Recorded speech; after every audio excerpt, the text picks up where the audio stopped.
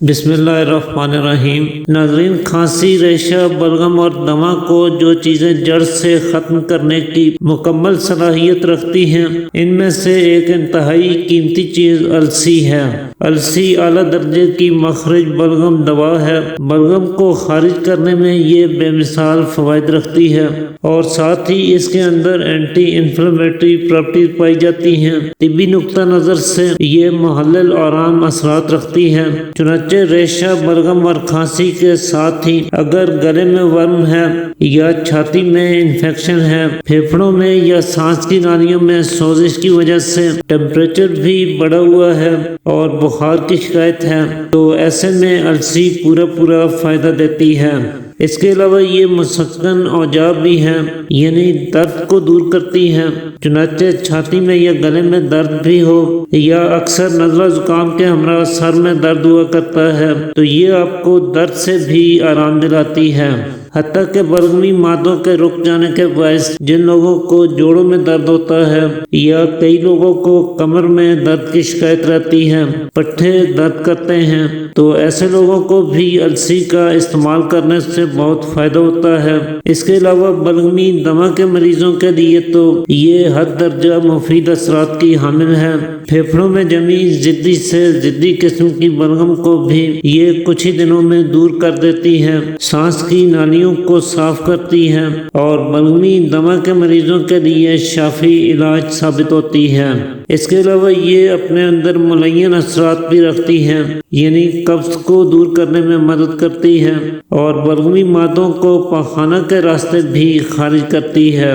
تو یوں سمجھ لیجئے کہ بلغم کی زیادتی سے پیدا ہونے والے جتنے بھی امراض ہیں، ان کی یہ دشمن ہے اور کسی نہ کسی طرح سے یہ ان امراض میں آپ کو پورا فائدہ دے سکتی ہے۔ لیکن سوال یہ پیدا ہوتا ہے کہ اسے استعمال کیسے کیا جائے؟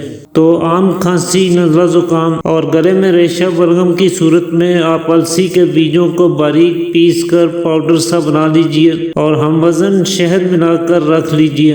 اس میں سے ایک چمچ دن میں 3 بار استعمال کریں، لیکن ان بیجوں کو باریک کرنے سے پہلے ہلکی آنچ پہ رکھ کے قدرے بھون لیجئے گا۔ خاص طور پہ اگر آپ کا ہاضمہ کمزور ہے تو پھر اسے ضرور بھون کر ہی استعمال کیجئے گا، کیونکہ السی کے بیج قدرے نفاق ہوتے ہیں، طبیعت پر بوجھ اور بھاری پن پیدا کرتے ہیں اور بھوننے سے ان کا نفخ اور بھاری پن دور ہو جاتا ہے۔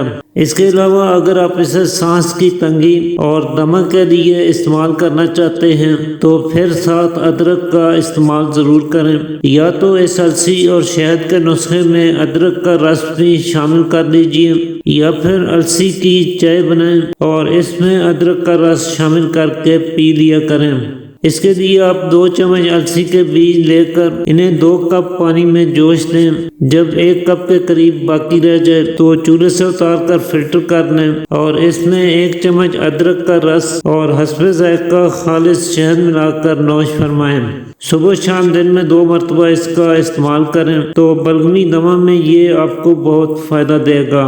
اسی طرح اگر ادرک کے رس کی بجائے آدھے لیموں کا رس ملا کر پیا جائے تو یہ قوت مدافعت کو مضبوط بناتا ہے، اور السی کی چائے میں اگر 2 عدد لونگ ملا کر استعمال کیا جائے تو اعصاب اور پٹھوں کو تقویت دیتا ہے، پٹھوں کی کمزوری کو دور کرنے کے لیے بہترین علاج ہے اور قوت باہ میں بھی بے پناہ اضافہ کرتا ہے۔